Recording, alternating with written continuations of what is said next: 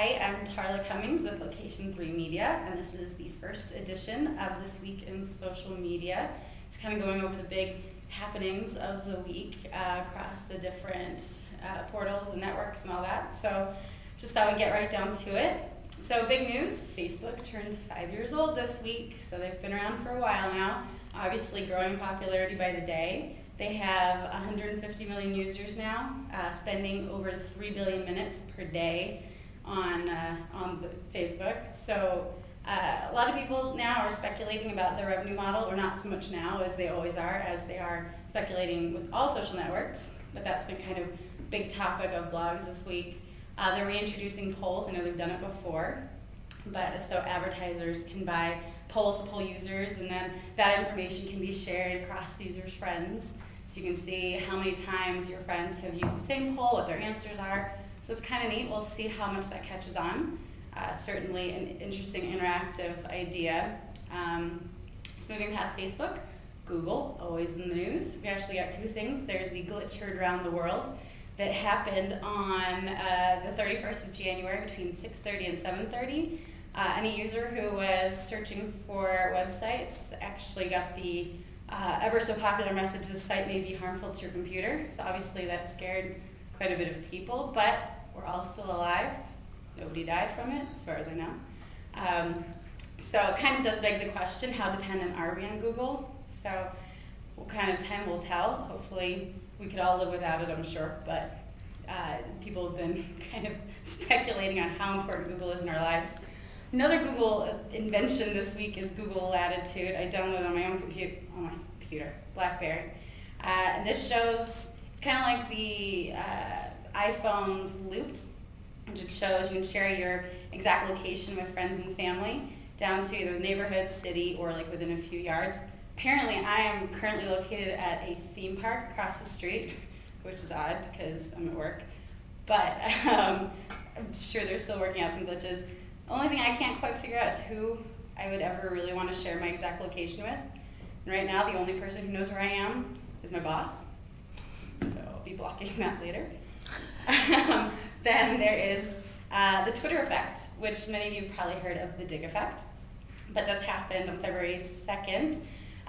Pete Cashmore from Mashable, he's the CEO of Mashable, posted a tweet about jobs, how to find your next job on Twitter, and through retweeting, and obviously considering he has 52,000 followers, the landing page actually crashed. So, which has happened obviously for sites that have made the front page of Dig. So this is the first time it's happened on Twitter. So it's kind of, is this going to be a repeated phenomenon? Obviously there are a lot of factors that take place with it. So I know we'll kind of wait and see if that becomes a thing that people are kind of shooting for. Technorati, News and Technorati, actually, they've just added user-generated content.